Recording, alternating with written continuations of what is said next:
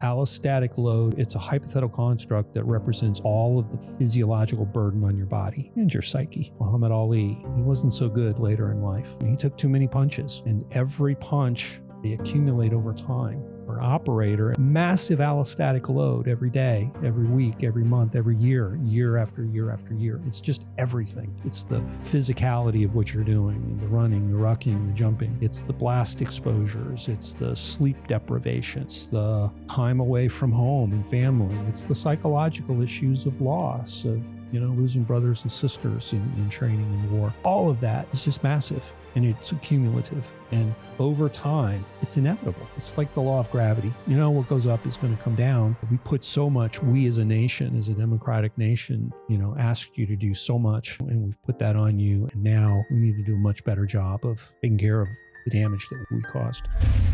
You're listening to The Hot Wash by Born Primitive Tactical. I'm Bruno Fallon.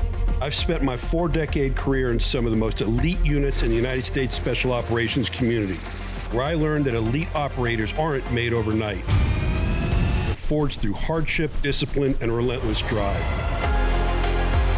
In each episode, I sit down with the most accomplished and innovative leaders in special operations, industry, coaching, and athletes of all disciplines.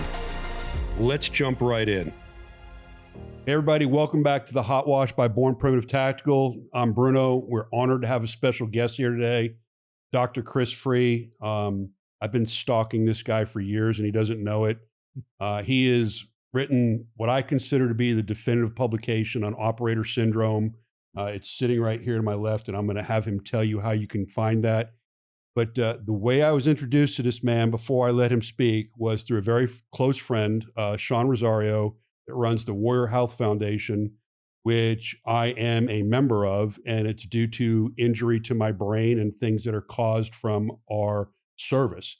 So, Chris, welcome. Thank you. Thank you for having me, Bruno. It's cool to be here. It's great to have you. I'm always trying to be able to introduce somebody on their resume, and when I looked at yours, I couldn't memorize it all. You're published like almost 400 times in scientific journals. You've been doing this for 3 decades. You're still an active professor at the University of Hawaii, a clinical psychologist. And for those that don't know what operator syndrome is, I encourage you to not only read the book, but dive into it on the internet. But it's essentially, and I'm going to have him open up and tell you the real science version of it. It's something we didn't know about until, a decade ago or so. I mean, truly knowing the community, and it's crushing our guys. Can you really explain, just walk me through how you got involved in it and what it really is? Sure. Well, we can start anywhere in that conversation. I guess maybe the place I would start is with physiology. And I am a clinical psychologist. I spent 15 years working at the VA, both as a clinician and as directed the program for a few years, and a lot of research and federal grants. So I come from the established traditional mental health perspective and world, I guess. I left VA in 2006 because I was fed up with the failure that the VA was, in my view, in terms of the mental health care that we were providing to veterans at the time. And that was 2006, somewhere around 2013-ish, I'm going to say. I had some friends in Houston, Texas, where I had a part-time gig. I was commuting between Hawaii and Houston. And my friends were operators. And so I didn't know anything about special operators. I'd never met one at the VA in all those years because there weren't as many of them. And that was largely before the global war on terror. And they didn't come to the VA. I had one patient who had been Marine Force Recon in Vietnam. And he's a kind of a legend, and actually recently reconnected with him, which was amazing. What I found with my friends was these guys were not all doing very well. In fact, I should say it the other way around. They were all kind of not doing well. And so, I did what every other psychologist on the planet would have done in 2013, 2014, which was to make a big assumption that they must have PTSD, that was probably somewhere as the basis of whatever problems they were having, and arrogantly just assumed I had the skills and the knowledge and would be able to do be able to do a solid for these guys. And as we got to talking and as we got deeper into the conversations, I realized they didn't have PTSD. None of them had PTSD. No fear reactivity. There was no avoidance of military kinds of things. And none of them had been helped by whatever conversations they'd had with psychologists or psychiatrists in the past. It became a trial and error process. And I think at that time, if we just go back a decade or more, what we did not know that soldiers, especially soldiers at the high operational tempo and the extreme intensity of the training and deployments that operators have over the course of a career, we did not know what blast wave exposures did to their brains, to their bodies. We did not know about the hormonal effects that service had. We did not know about the chronic pain and the sleep apnea and the insomnia, and then all the things that go with all of that. And so for me, it was and remember, I'm not part of the military. I'm not part of the VA. So I have a free hand. I can go anywhere I want with the conversations. These guys can tell me anything because I'm just a guy sitting across a table drinking a beer or a coffee with them. Wasn't writing things down. I was not doing anything formal. Certainly not part of any command structure. So they felt free to talk about things with me that maybe they had never, really been talked about before. So it became trial and error time. What the hell is going on here? This doesn't make any fucking sense to me. Get metabolic labs, get hormone labs. I had a research certificate to do a lot of neuroimaging, brain neuroimaging at the Baylor College of Medicine neuroimaging lab. So put all my guys through that protocol. And what I was starting to find not only was shocking to me, low testosterone, sleep apnea, brains of 35-year-old men that looked like the brains of 85-year-old men. It just, nothing dramatic, just the ventricle atrophy. And then over the course of time, as we started to get hormones straightened out, not that I do that, but working and getting them connected with the people who could do, the specialists that could do that, and the sleep specialists and whatnot, as they started to do better, they started to feel better, function better. Common complaint was, something's wrong with me and I don't know what it is. And then later, a few months down the road, it's like, hey, I'm feeling more like myself. I'm functioning more like my usual self. And they all had the same pattern. It wasn't just one guy had this and the other guys had something different. They all had the exact same pattern. And these were relatively young men between the ages of 35 and maybe very early 40s.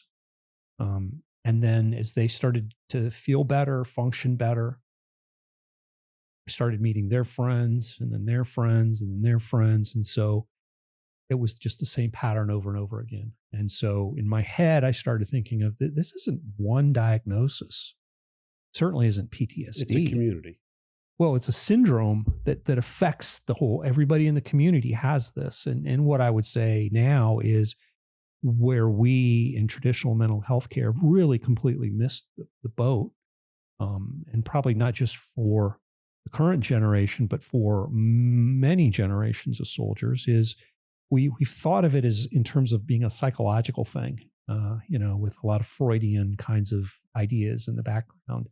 It's physiological and it's inevitable. So if you're an operator, if you're an artilleryman with a lot of years of experience, if you're in the 160th as an aviator, if you're I'm going to be next week out with the Southern California DEA, tactical law enforcement, SWAT, even patrol officers, firefighters. It's an inevitable part of your work, of your career, to incur this accumulation of physiological injuries. And of course, in the human body, all of our physiology is interconnected. your nervous system, your metabolic system, your endocrine system, et cetera. It's all interconnected. So you damage one system and it's going to have ripple effects on everything else. And so I think that's it came in my head to think of this as operator syndrome. It obviously affects not only operators. Operators are probably on the very extreme end of it, but it's a framework of interrelated injuries and impairments, functional impairments. Yeah, and this is perfect for our audience because our audience is largely a community of operators, first responders, tactical police officers, and tactical athletes as well. And a lot of the tactical athletes have that base coming from those communities to begin with. Just to touch on two things you said, the VA, not to deep dive it. I know you did a podcast earlier for Born Primitive with Bear and Tony. You guys really talked heavy on the VA. So anybody that really wants to hear some great news on the VA for our veterans, I would suggest you listen to that pod. But my big thing with it is that, 30 years of military service, all of mine was in the special operations community. And all of the issues that are unique to our community, the VA is not addressing. And it's foundations, SEAL Future Foundation is doing plant medicine for guys. Special Operations Warrior Foundation, Warrior Health Foundation, hormonal treatment, things like that. It's amazing that we served our nation for decades and gave it all, but they can't turn around and give us the treatment. Yes. That you have to have foundations go out there and do fundraising to private citizens to treat us. Yep. And so, a phrase that comes to mind, which I hear often from operators, is nobody's coming to save us. Nobody's coming. We got to do it ourselves. And that's literally what has been happening. And that's great for operators, although, the foundations aren't able to serve everybody. And certainly there's very little there for soldiers from other parts of the combat arms, and there's very little out there for first responders. Yeah, and that is a huge void. The service members, soldiers, sailors, Marines that are, exposed to blast, exposed to the same environmental things. I don't care who you are. You spend, you do a year pump in Afghanistan or Iraq, the environmental impacts alone to your body, and none of it's being addressed by the VA. It's the same way they turn their head on the Vietnam veterans with Agent Orange. It's the exact same way. Well, so, and just we don't need to go too deep on it, but you to understand it, think of the deep state that the VA is. The VA is deep state actors. They have their empires. They have their relatively comfortable jobs that have very low accountability, and they don't want to be disrupted. And you have two industries that I think are that come together there. Maybe it's more than two, but the two I'm thinking of is big pharma, of course, with the PTSD industry. And I call it an industry because it is. It's got all the money, all the power in the mental health business, the VA. And it's primarily psychologists and psychiatry, but of course, social work and nursing and other allied health fields. They are not going to change their ways. They don't want to change their ways. So when you come along and you say, well, what should they really be doing? It's not about therapy and psychiatric medications. I mean, it is to some extent, but it shouldn't be just that. We need neurology. We need plant medicine. We need stellate ganglion blocks. We need endocrinology and a focus on hormones, more focus on sleep. So what it's going to take to change the VA is really a massive disruption of their business model. So let me ask you this.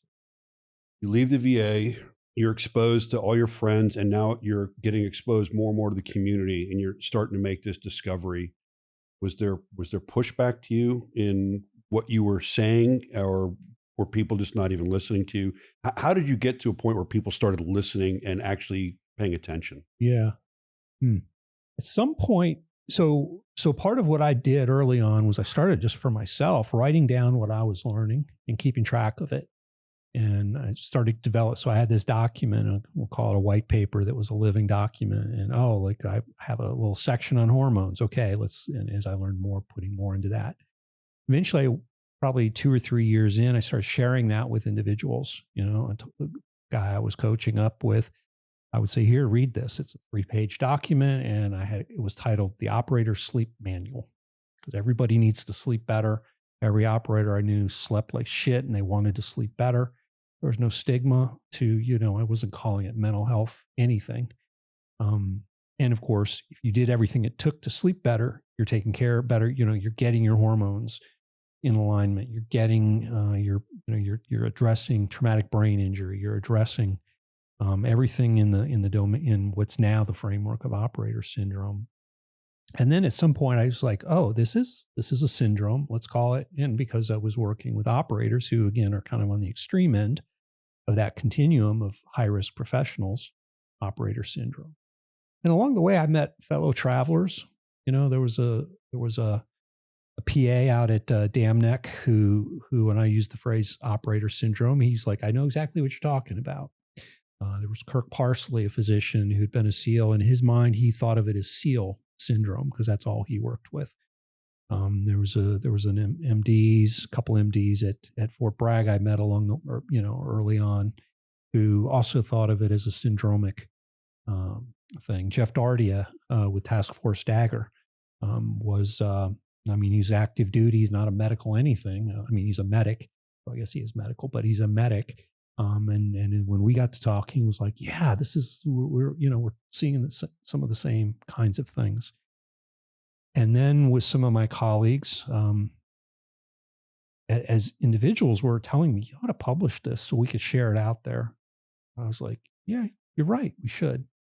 And so I took that with some of my colleagues and we worked on it and we buffed it up a little bit and we published it at a medical journal in the spring of 2020. And what happened after that was something I'd never seen or expected. It did the scientific equivalent of kind of going viral. So it came out, I think, in February of 2020, right as COVID was shutting as we were being shut down because of COVID. I shouldn't blame COVID for shutting us down. That was decisions that certain people made. Within about 2 months, I probably got 400 emails from operators or operator spouses reaching out to me asking for a copy of the paper. I've never experienced that before. I have over 325 publications at this point. And, in science, you publish a paper in a medical journal, a handful of people read it. Other scientists maybe start citing it. It's usually a couple of years before the paper really has been kind of disseminated around within the scientific community, but your patients certainly don't read that stuff. The group of people you're studying, they're not reading that literature. You don't expect them to. This was different. This got to the community very quickly. And at the time I was on LinkedIn and my LinkedIn community was mostly operators. And so it was spreading around that way. It just kind of gathered a life of its own in a way I'd never expected.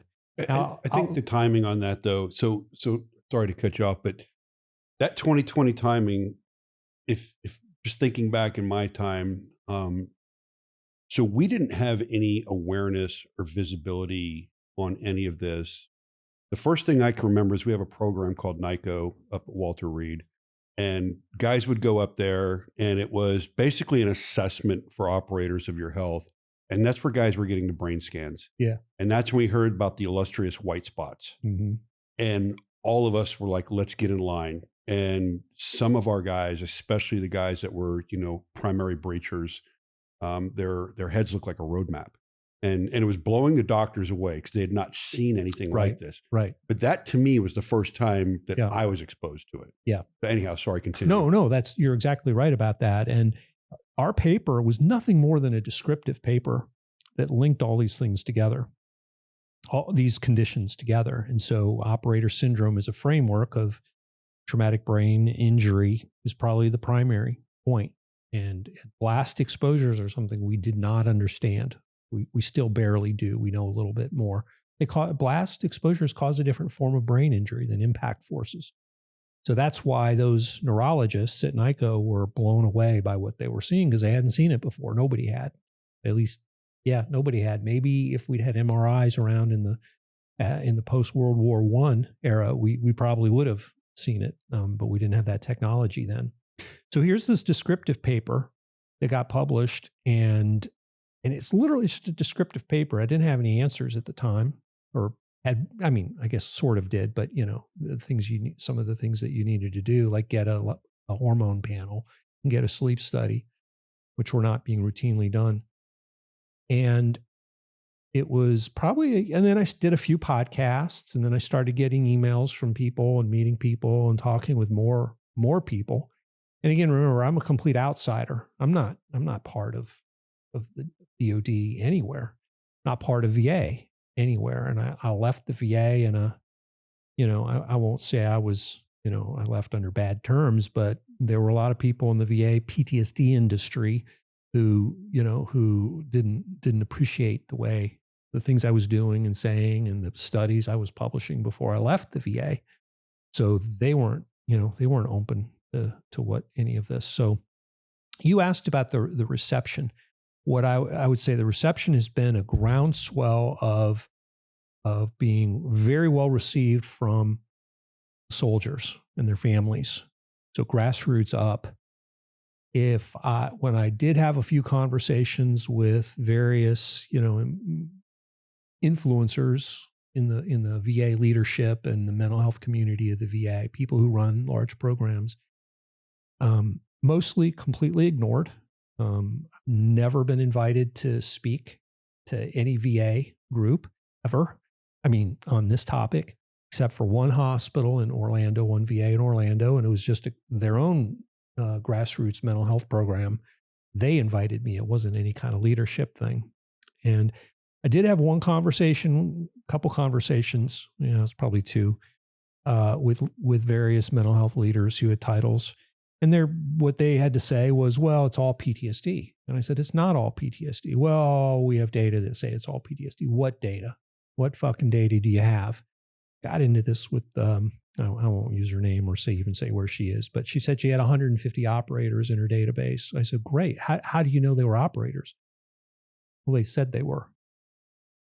Oh, so you're certain that none of them may have been misleading?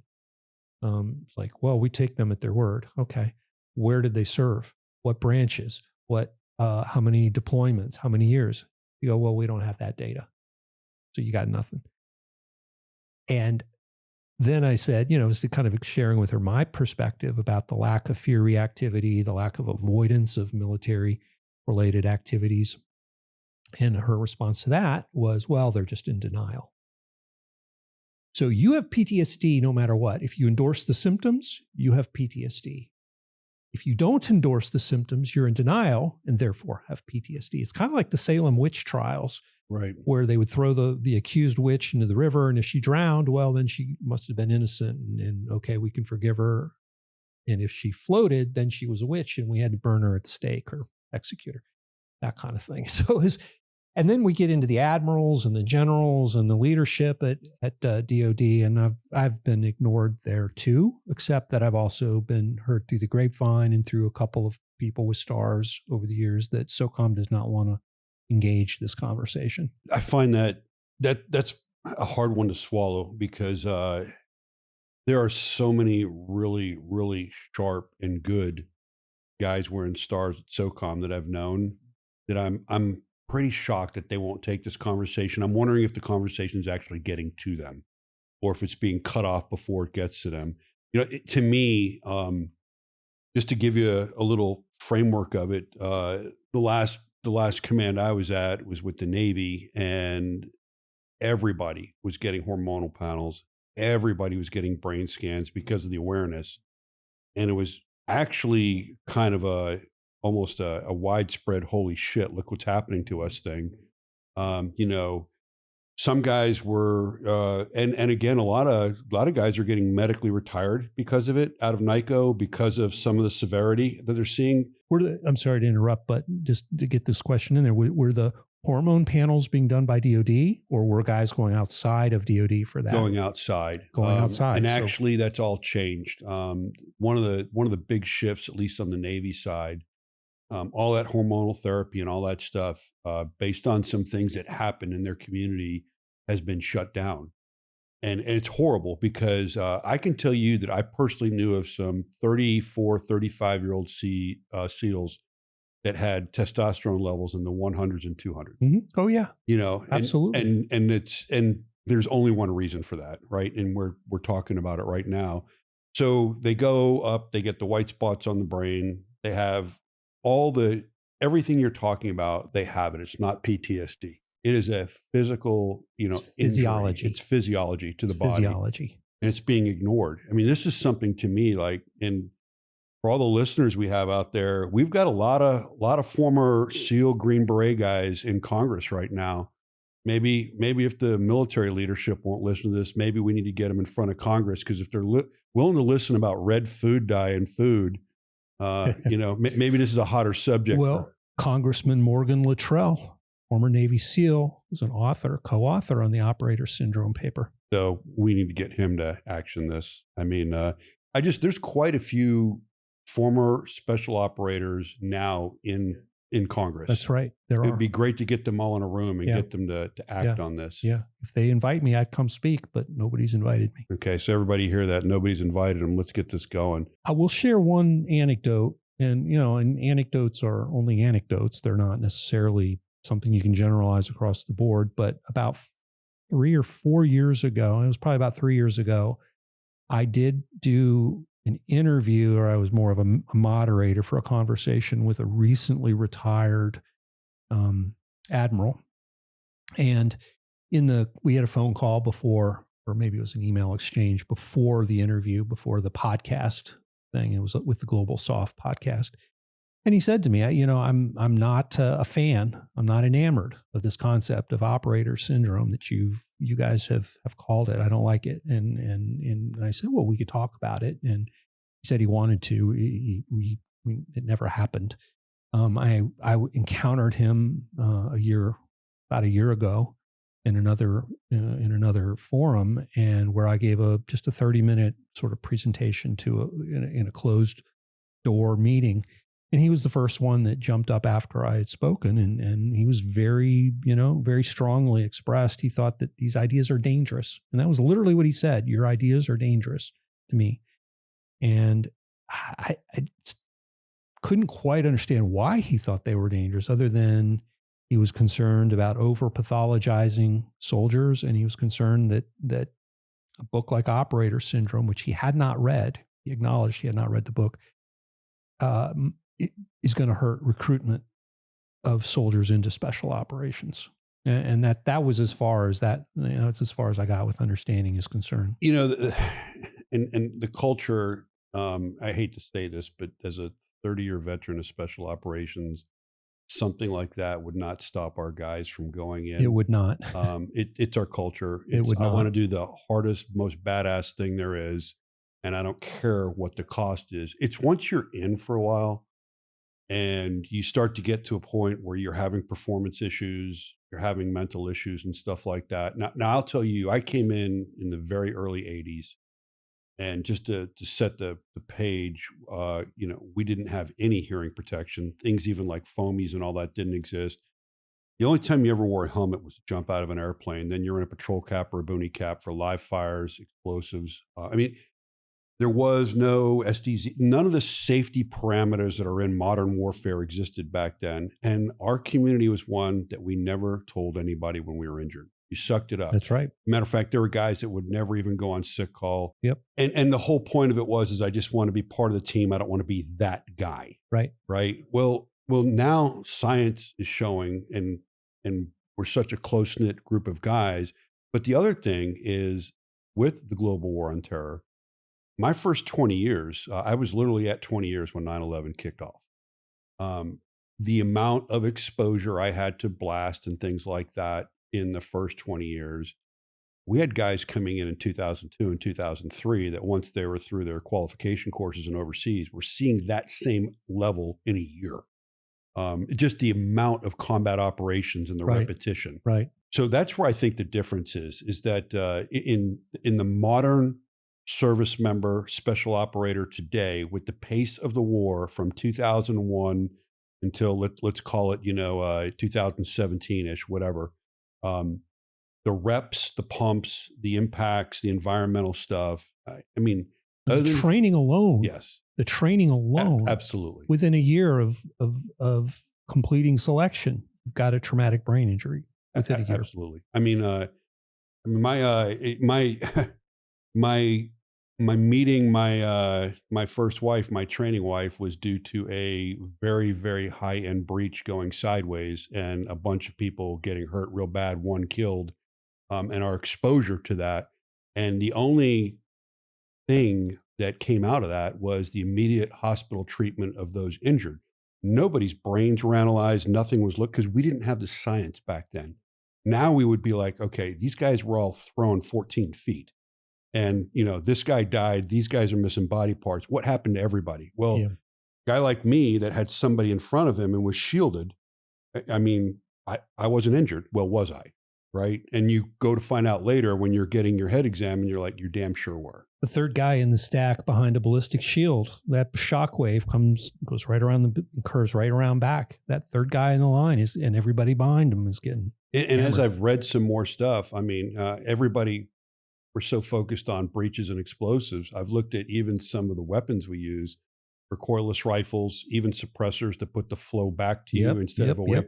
All that is energy directed at the body. Shoulder-fired rockets, mortars, artillery, everything. So stuff that the guys are exposed to every damn day.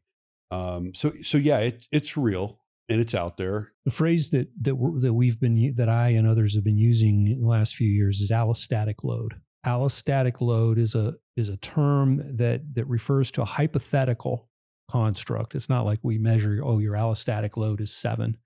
It's not like taking your pulse or your blood pressure or your lipids. But it's a hypothetical construct that represents all of the physiological burden on your body and your psyche. And so it's all the stuff over time. Like, if a boxer, Muhammad Ali, he wasn't so good later in life, his cognitive function, he took too many punches. And every punch, they accumulate over time. And so for an operator, and again, it's not just operators, but you guys are the extreme end of the allostatic load burden. Massive allostatic load every day, every week, every month, every year, year after year after year. It's just everything. It's the physicality of what you're doing, and the running, the rucking, the jumping. It's the blast exposures. It's the sleep deprivation. It's the shitty air quality and the bad water and the poor food. It's the biologicals and the radiologicals. It's the time away from home and family. It's the psychological issues of loss, of losing brothers and sisters in training and war. All of that is just massive, and it's cumulative. And you 30 plus years, you weren't taking a lot of 2-week vacations, I'm guessing. No. You weren't going off to, the spa every 6 months to get fixed up and relaxed and recovered. So over time, it's inevitable. It's like the law of gravity. What goes up is going to come down. And, we put so much, we as a nation, as a democratic nation, asked you to do so much, and we've put that on you. And now we need to do so much. We need to do a much better job of taking care of the damage that we caused. Hey, this is Bruno, and you've been watching the Hot Wash by Born Primitive Tactical. Please don't forget to like and subscribe our podcast, and thanks for watching. Now back to the podcast. So let me ask you this one. There's a whole generation, and it's my generation. There's a whole generation that came in, let's call it post-Vietnam, did their 20, 30 years, and was exposed to every bit of this. And the science didn't exist then. And now they're out, they're retired. And now there is stuff to look at brains and look at, get what does that generation need to be looking at, looking for, and doing? Because I've got a ton of brothers out there that I serve with that have never had their brain scanned, never pulled their panels on their blood and stuff. What's your recommendation? What should they be doing? Yeah. Well, I give a step-by-step 1, 2, 3 series of recommendations in a later chapter in the Operator Syndrome book to specifically walk guys through that. Also going to put that out on in Havoc Journal starting Monday. So some very important parts of the book are going to come out the next 4 Mondays. So it's going to be a 4-part series in Havoc Journal. By the time this podcast comes out, it'll be there, but and it'll be free. But I can say what I would recommend. First, hormone panel, metabolic panel, sleep study. I mean, if you haven't had those, get those done. That's low hanging fruit. And then depending on what those results look like, follow up with whatever medical care that means. Another one is get your ass sober. Alcohol is the worst possible thing you can be doing for your brain, for your hormones, for your sleep. And I'm not necessarily claiming I'm a teetotaler myself, but try to minimize, if not eliminate. Live an anti-inflammatory lifestyle, because part of traumatic brain injury means massive inflammation in the brain. And chronic inflammation in our body is a driver of all of our chronic diseases in the modern world. Depression, diabetes, cancers, autoimmune disorders, etc. To lower that inflammation in the body. And the way to do that is to prioritize sleep, moderate exercise at least, clean diet, meaning whole foods with sufficient protein. Cut out processed foods as much as you can. So that's sugar, soda, fast food, junk food. Cut that out as much as you possibly can. Practices like hot sauna bathing, cold plunges, meditation, prayer, things that are, all of these things have wonderful physiological benefits for our bodies. Then in terms of other treatments, and I'm not necessarily naysaying traditional mental health care, especially if you can find a therapist who is competent and understands what a soldier's life is and what it means, or a first responder, what it means to be in the streets as a police or a firefighter. If you can find, there are not very many of them out there, but if you can find one, they can be very valuable. There is a soft network of therapists in the U.S., and it's called the Soft Network. You can go to the website, Soft Network website, and there's a state register. You can find the therapists in your state who've been recognized as being competent to work with soldiers. A treatment that I recommend is stellate ganglion block therapy. Stellate ganglion block therapy is a very safe, simple, quick, outpatient procedure involving injecting a little bit of medicine into the stellate ganglion nerve, which is the sympathetic nervous system. So that's the fight or flight. What it does is it lowers the baseline physiological arousal, from a 7, 8, 9 down to more of a 2 or a 3. That stellate ganglion block treatment is, again, it's safe, it's outpatient, it's quick. Mental health care doesn't provide it, though. Psychiatrists can't do this procedure. You have to have a neurologist or an anesthesiologist. Oftentimes you can find this in pain clinics. My opinion is the VA should have, on the first floor of every VA, a clinic that's almost like a walk-in clinic. I mean, shit, we did that for COVID with vaccines, right? Why can't we do this with this stellate ganglion block?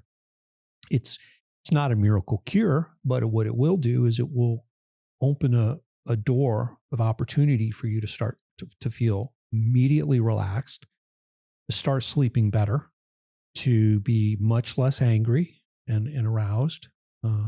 Some spouses have refer to it as the anti-asshole treatment because their husbands come back. So maybe I need it. Come back well, yeah. And I don't know you well enough yet to say that. I have my moments, but like it's profound, and it lasts. It'll last for months. So oftentimes 6 months, 8 months.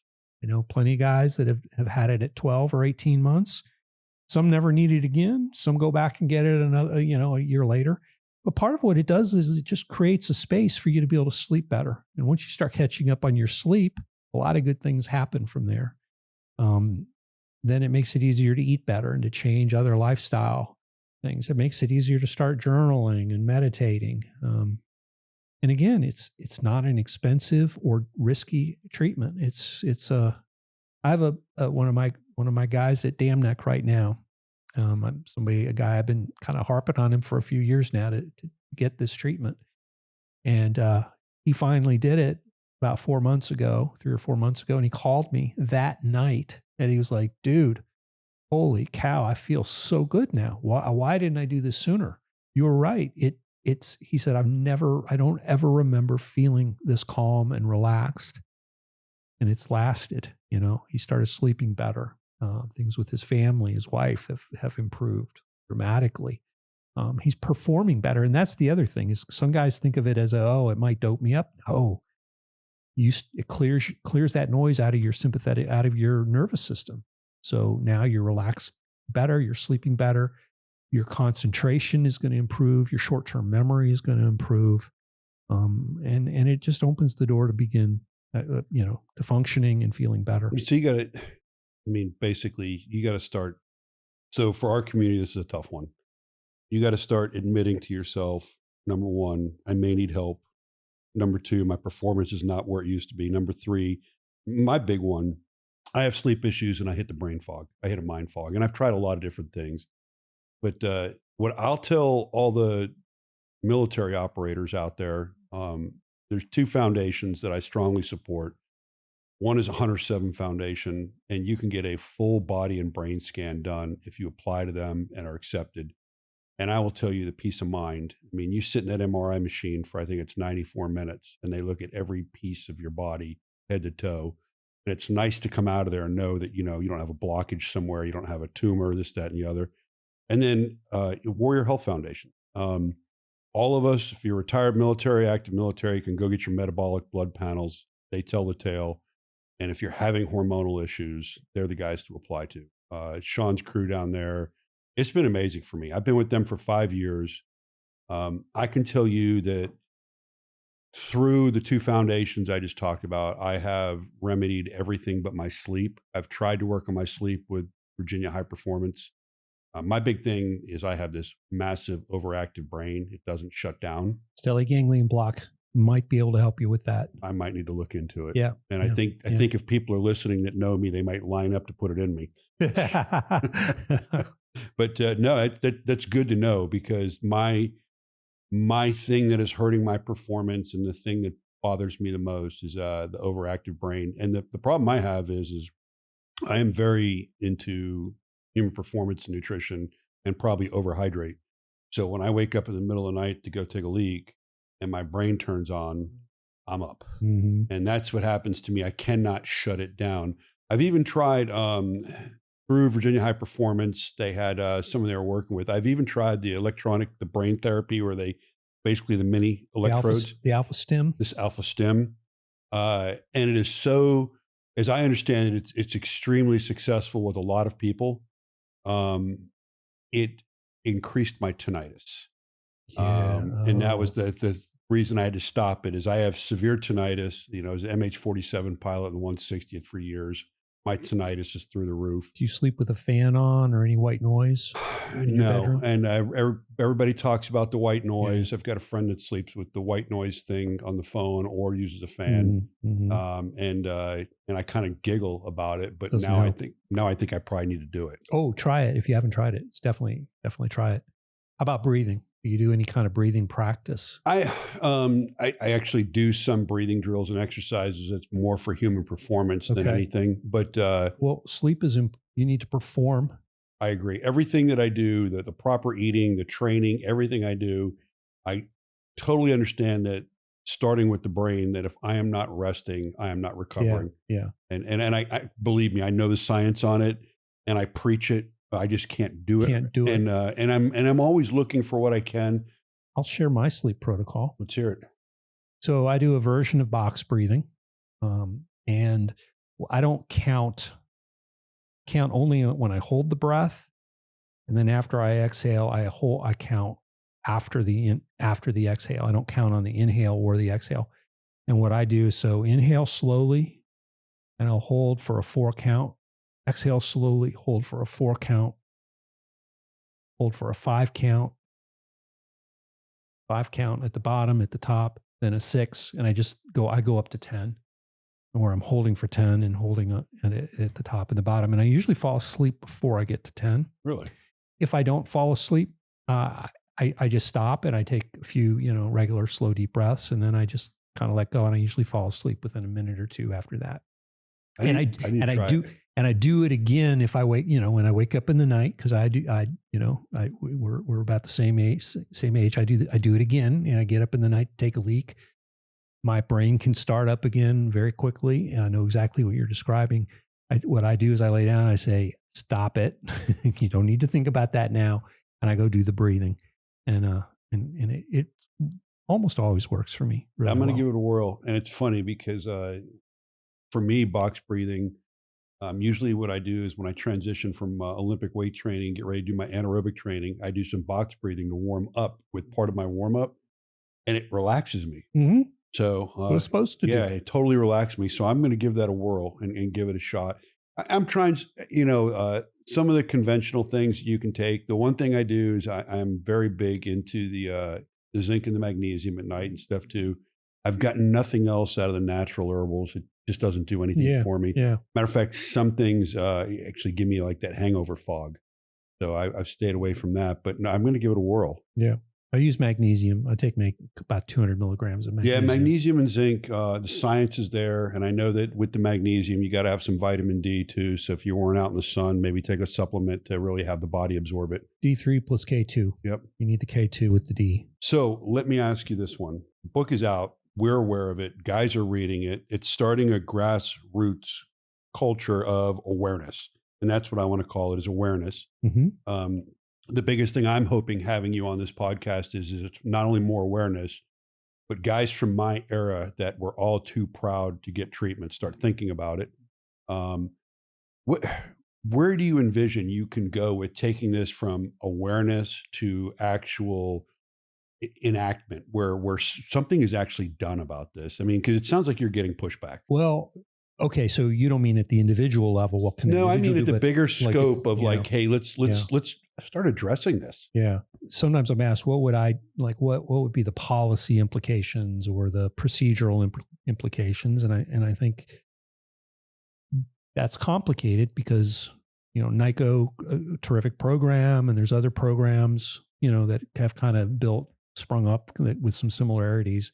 Unfortunately, it's great to go to Walter Reed for 2 to 3, 4 weeks and have everything evaluated. But then you go home, then what? Where do you get those things taken care of? You come home with a laundry list of problems. That's pretty overwhelming, is what I've seen. And I've read those reports. Sometimes I help guys, I walk guys through them and explain the different things in the NICO reports or other comprehensive reports. The treatment isn't there. It's just not there. And, we, as we said earlier, there are foundations that will help, that can help some people, but not everybody. I think we need reform at the VA. I think we need, the DOD to make some changes. I've got a friend, a SEAL named Rob Sweetman, who put sent a memo into the SecDef to basically with a proposal to say, DOD should really think strongly about changing the way we encourage and prioritize soldiers' sleep. And it was a list of very just practical things like, changing up beds and blackout curtains and examining schedules and things like that. But things like that. And there's a lot we could do if we took a proactive approach, not just after you've retired, but day one.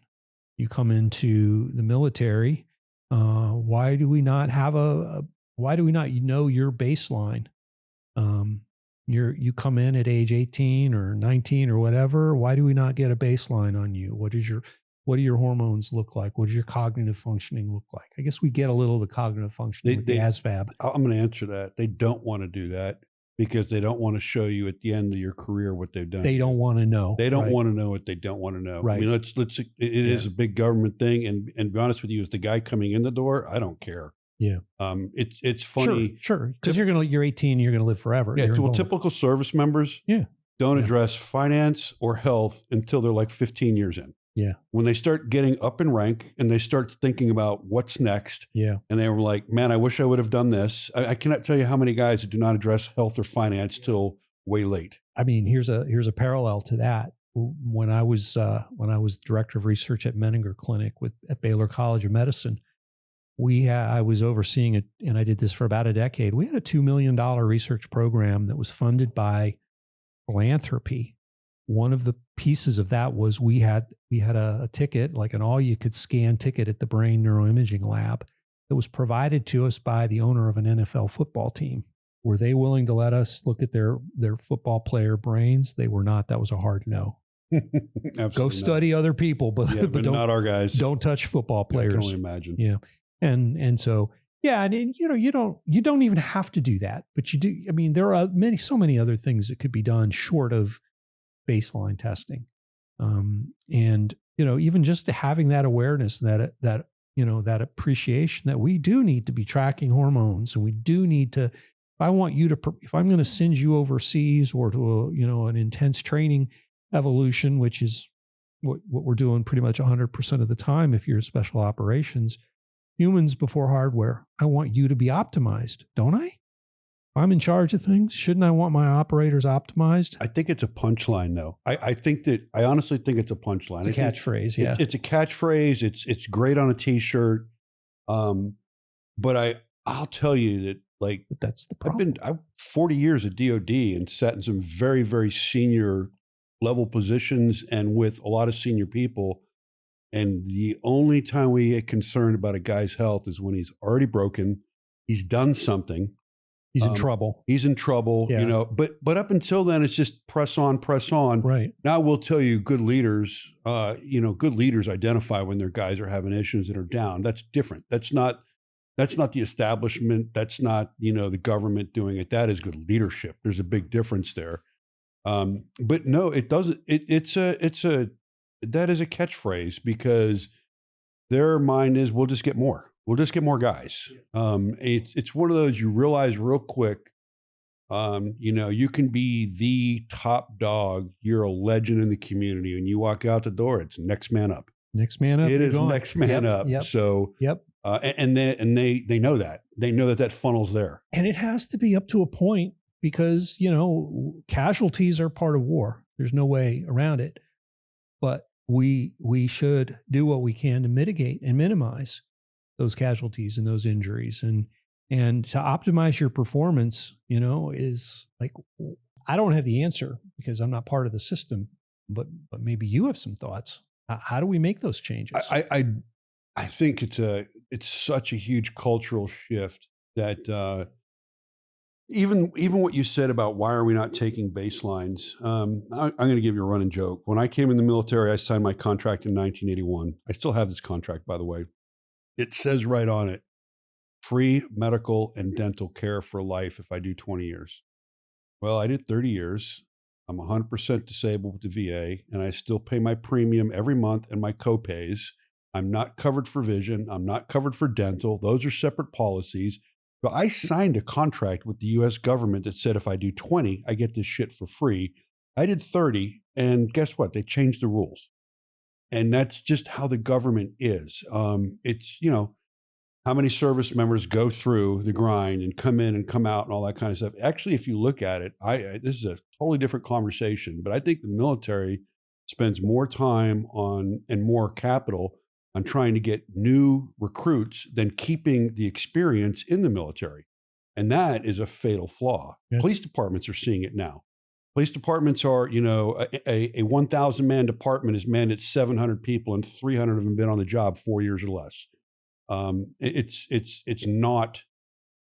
seniority. You cannot, I cannot tell you that having experience, and that's where SOF wins, is the experience in the ranks. That's where some of the communities within the soft community that have the younger enlisted guys are not able to do certain things compared to the tier units and things like that. Right. But again, totally different conversation. But if you're asking me, you're talking about an entire cultural shift, and that would probably take, a decade to happen, and it would be so costly. And that's the answer why they won't do it. It's costly. And it's not just the culture of the military, it's the culture of the officers, of the politicians, of medicine at large. We've got to change medicine. We got to change the culture of mental health care. Let me introduce another thought here. And this is getting into the political space a little bit, but mental health care now is very ideological. The American Psychological Association, as well as the American Psychiatric Association and the social work associations, et cetera, they all now have part of their ethos is social justice. Therapists are now trained and taught and essentially mandated to, with each individual patient they serve, to somehow promote this thing called social justice, which usually, and they now have guidelines for men, treatment of guidelines for men and boys, which involves reducing the masculinity. You need to be less masculine. Now, the irony is that rates of depression and anxiety are a little lower for males than they are for females, but they're saying males need to be less masculine. And then you get into the testosterone question of why is there reluctance now to focus on testosterone? And I think that may be part of it. It's also part of why so many high-risk professionals are not going to talk to a psychologist or a psychotherapist, because that therapist isn't aligned with their work, their mission, their perspective on the world, and isn't going to do the things that need to be happening for them to optimize their work performance. No, it's funny. The running joke, and this is not just my generation, it's the guys that I run with and the guys that I know with, we commonly refer to the low T male nowadays in America. And it's a combination of things. It's nutrition, it's lifestyle, it's, you mentioned the impacts of alcohol, but it is the whole way society is pushing them right now. Video games. All of it. That is why a guy like me, I've got a very good friend, Derek Wolf, who's a former NFL player. Him and I had a conversation one time, and I realized something, that extreme elite athletes in contact sports and soft guys are the same guys. They just took a different path in the road, but they are alpha males. They are ready to go. They're ready to grind. They're not low T males. They didn't grow up sitting playing video games. They grew up, being army men outside shooting BB guns at each other and shit like that. But it's funny because that culture is going away. Well, it's been disappearing for the last 20 years, gradually. Well, and it's almost supported by the government. Well, it's encouraged. Yeah. In the public schools, if you're a parent and you let your kids play outside unsupervised, you might get a call from, Child Protective Services. It's pretty bonkers what's happened. You and I were children and adolescents and teenagers in the 1970s. Nobody paid attention to where we were. My mom was like, "Get out of the house. No, you got to be home by dark." or yeah, and that was if you want to eat. Yeah, right? Or not. Yeah. No, you're exactly right. Just go near any public school right now, when it's time to drop or pick the kids up. There ain't a single kid getting on the bus anymore. They're all driven by their parents. Nobody walks to school. Nobody walks. Nobody rides bikes to school. Nobody freaking goes on the bus. It's all, hey, and I got it. But here's something that if you talk to anybody that's been around for years, it's the media hypes all this crime and all this shit that's going on against kids. It's been going on forever. The same kids were getting grabbed, and the same thing were done to kids in the 30s that are done now. But now you just turn on the no good news thing called the news, and that's all you see, and you think that's all it is in society. Mm-hmm. Yeah. We've what's the word I'm searching for? Risk. We're not getting risk correct. we're overestimating certain risks and vastly underestimating the risks of not allowing children to play outdoors unsupervised. I mean, the only thing I'll say in today's society that is different than prior, and this is just me, you've got to make the assumption now, people that are doing road rage and all, to me, I make the assumption that everybody's carrying a gun now. If you live that way, you'll be in a much better mindset, because there is a lot of people carrying them and maybe they don't have good intentions. And I'm always carrying, but I go through life now where 20 years ago, I might have been the guy that got out of a car and approached somebody. I will never do that now. Mm-hmm. And that's my words of wisdom to people now. Just live that way and you will live longer. But back to root of what we're talking about. Let me ask you this. So guys read the book. Guys are like, yeah, I have a problem. What would you, we've mentioned foundations, we've mentioned actions and stuff like that. What should be the first immediate action that somebody should do when they realize, shit, I have this? What are they doing? In terms of taking care of themselves? Taking care of themselves, yeah. Okay, I need to go reach out. I need to get a panel, all the stuff we've talked about, but how do they cope with it? I mean, is there some, should they go see a professional immediately, or should they? Well, those are professionals. Getting your panels done, getting a sleep study, going through. One thing I often recommend that seems to actually work pretty well is you can go right online, put into a search engine, operator syndrome medical paper.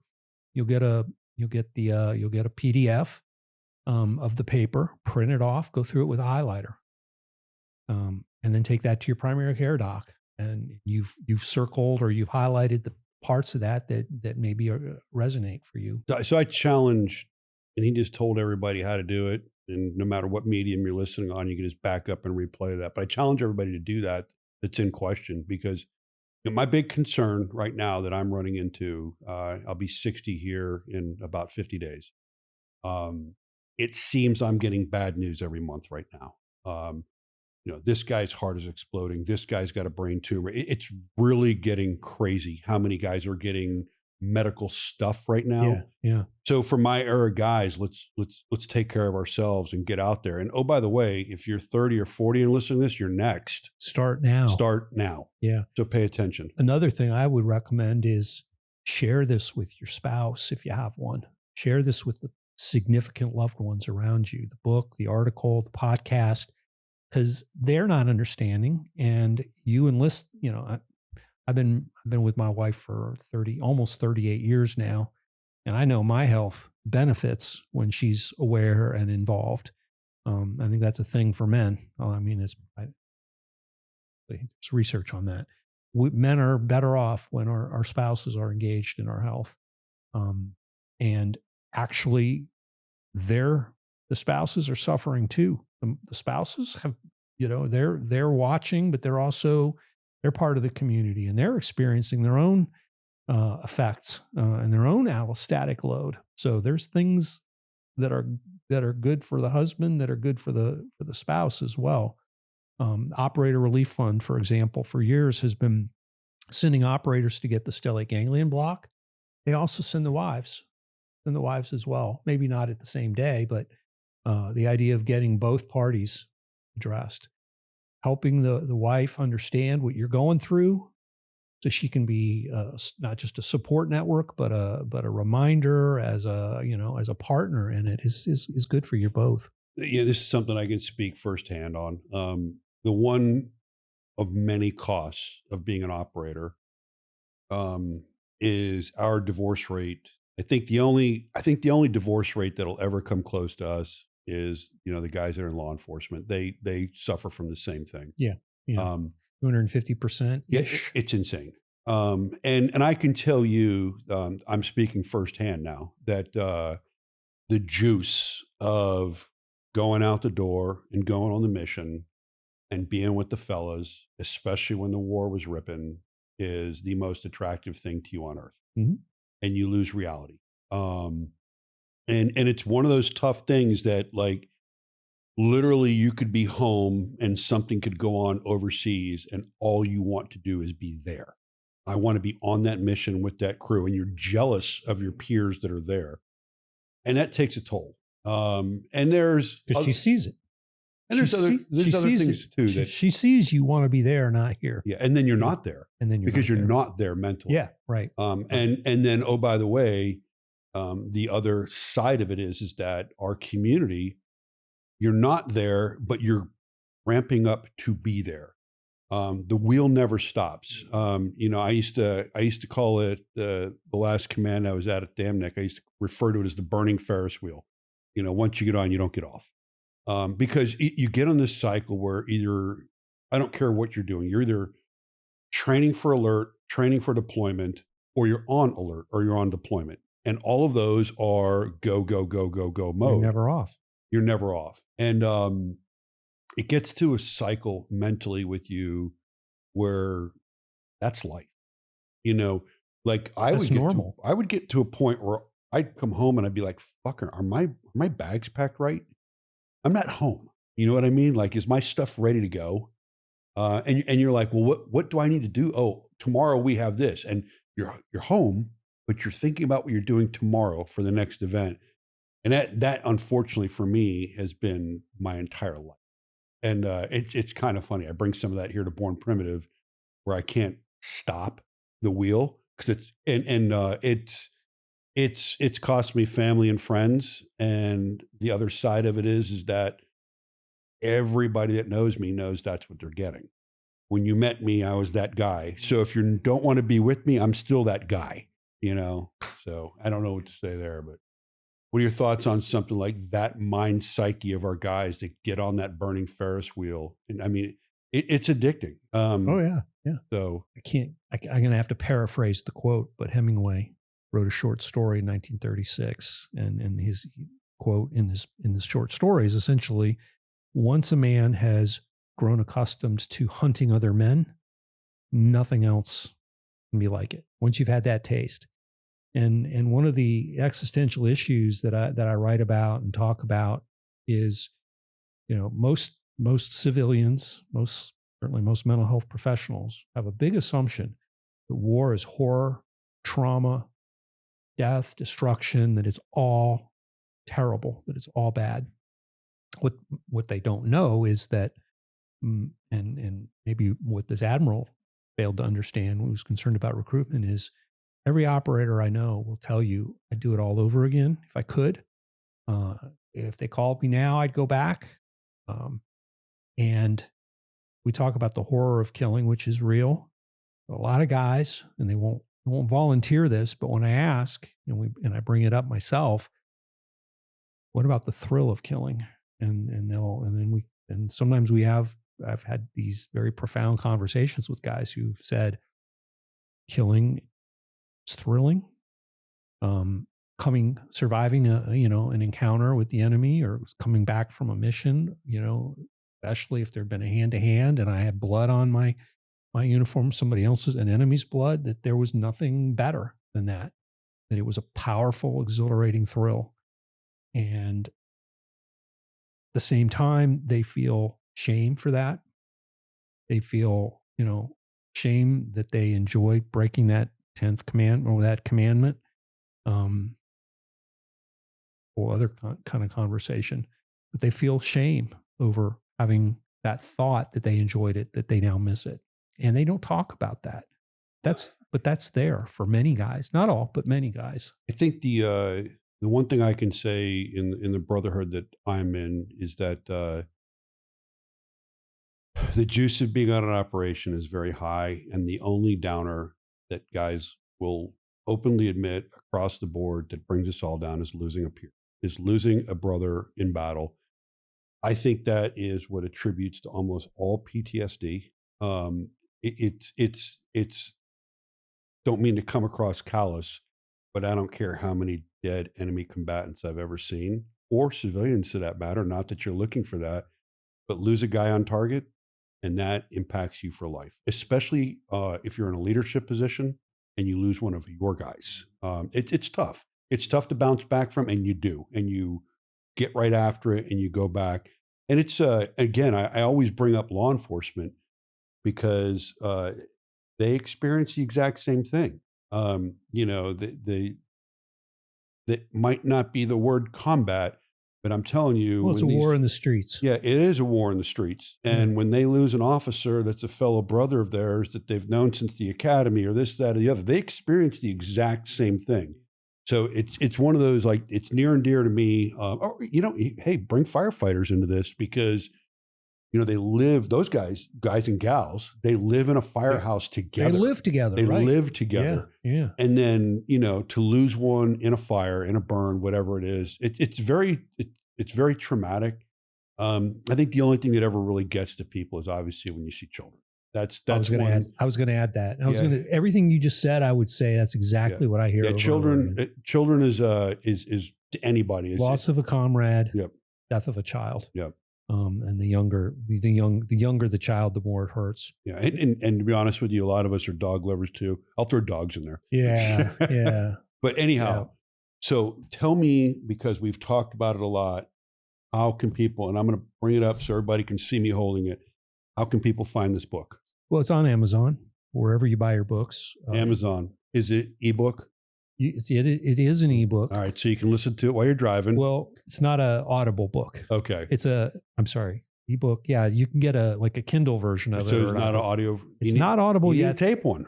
Well, that's one of my goals for the summer is to tape one. I'll tell you the coolest. I'm starting to listen to podcasts when I drive now. And the only reason I'm doing that is because I started doing a podcast and I'm listening to other people's now because I'm getting some good pearls of wisdom. Yep. But the first audiobook that I ever listened to, I was fortunate to be given it by 43 G.W. Bush, and it's his own voice. It's his book. It's his voice. And I think that's so cool. It's not somebody else reading it. Yeah. So I highly suggest if you do it, try and use your voice. Because to me, that's cool that the actual author read the book. I will. You're the second person that said that to me, and I'm going to take you up on that. Yeah, because I think that when you hit points in that book that are your high note marks, your voice inflection, your passion will come out. Okay. Versus somebody paying just to read it. Right. That's just me. Okay. So I'll do it. What else you want to talk about? Oh, man. I had a thought about something I wanted to say about first responders and I lost it, but it just came back to me. Okay. And I think I want to make sure because I think too often first responders just get lost in the mix. And they're under incredible burden right now because of, all the hate that has been dumped on them by society. They also are under incredible burden because they can't recruit. Young men and women don't want to be first responders. And even if they do, they don't have the physical fitness or the social skills necessarily to be effective out of the gate. So one of the things that I'm seeing across the board in the first responder community is that they're working a lot of overtime shifts. 16-hour shifts are not unusual. What that means is we're burning them out faster. We're increasing the allostatic load on them faster and more massively. And that's a canary in the coal mine for our society. We lose our law and order. And they give so much for us, and they're so unappreciated until somebody has the worst day of their life and they're dialing 911. We don't think about them. And another piece of this that I hope listeners will kind of tune into is first responders. And you said it, we said it a few minutes ago. They're fighting their war in the streets here. Soldiers fly usually, a few thousand miles away to engage the bad guys. Our responders are in the streets of their own home, neighborhoods, their communities. Everywhere they go, they have to be on. They have to be vigilant. Last summer, I was in LA in actually a pretty nice neighborhood. After dinner, walking down the street with a buddy of mine who's a career DEA agent, and he was in a good mood. We were having fun. And as we're walking down the street, he goes, "Oh, see that house over there? Yeah, we arrested so-and-so there last year. We did a full-on raid and we went in and we got so-and-so another block. See that house there? That guy actually lets us do, shoot house training in there in between tenants. He repaints the interior and redoes the interior in between tenants. So he lets us use it to train in for a few weeks before. Walk another, yep, over there in that street there, we shot so-and-so. Like, it was just like, dude, that's like wild. Everywhere he goes, he's seeing landmarks that remind him of things. And then, sitting at dinner with him, he's got his back to the wall, and I'm fine with that. You're strapped, and you got the skills I don't have, so you can watch my back while I'm sitting here with you. I used to, it wasn't an ego thing, but I used to always think special operators had the hardest job on earth. And I'll say, physically, absolutely. They do. Nobody touches them. But I will tell you that police officers, the discipline and the grind that they have to deal with the public, because they're not dealing with the friendly public. They're usually dealing with the angry public. And it's exactly what you said. Police officers, they're not bringing good news, whether it's a ticket, showing up at an arrest, showing up at a crash, whatever it is. And they have to deal with that every time. And oh, by the way, they're on body cam, they're on cell phone cam, they're on this. So the discipline when somebody is motherfucking you or spitting at you, or, and then what we see with the media is a 27-minute long confrontation that goes through 5 levels of escalation. And finally the police officers, do something about it. We see the 9 seconds. We see the gotcha moment. We see the gotcha moment. Mm-hmm. We don't see the 27 minutes of what led up to that. And right. that's our great media for you. Right. But what you just said exactly, one of our ambassadors, who is a former military service member and a gang unit task force member in police force, he was on Sean Ryan and he was talking, and I was watching, and it just hit me. He was talking about the difference between special operators overseas and police officers at home, exactly what you just said. And he was in a very, very elite gang unit and had a bunch of federal cases going. And somebody walked up to his wife in the gym and said, "Oh, you're the wife of the gang unit guy, aren't you?" And he was obviously a gang member. What does that do to your mental psyche? Oh, yeah. Now you're thinking about, is my spouse safe? Now she can't go to this gym. They know who she is. They know who I am. Right. And you're right. You're home. Yeah. So when do you ever really take the uniform off? No. No, you don't. And I have such a different appreciation for law enforcement now, because they don't go home and they don't see the good side of the public. And the crazy part about it is there's not a person that got on that bullshit defund the police that the first thing they don't do when they have an issue is dial 911. They want it. And why aren't they here? So it's they have a tough job. They're underfunded. They're undermanned. We actually, as a business here, do quite a bit with law enforcement and the military. But I honestly, if you're listening to me, like the 2 things that I think that need the most addressing is our current law enforcement, getting them better trained, better equipped, better supported. And then with our retired military or post-military operators, getting them taken care of. That's where I sit. Anything else?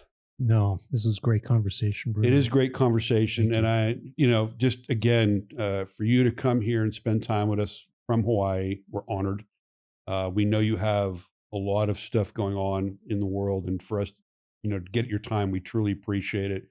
I will say again, please take a look at the book, Operator Syndrome, by Dr. Chris Frueh. It's on Amazon. It's a good read. And I like what he said about when you're done reading it, pass it to your spouse, pass it to your girlfriend. Maybe they'll understand why you get in that dark space every now and then, and maybe she'll talk you into some help. Yeah. But any closing comments? No, you closed beautifully. I'll ride with that. All right. Well, I got one small thing I want to do, and it comes from the military tradition. We have our coin for the hot wash. Thank you very much. Thank you. It's been a pleasure having you. Thanks for tuning into this episode of The Hot Wash by Born Primitive Tactical. Don't forget to like, subscribe, or follow us at Born Primitive Tactical. I'll see you next time.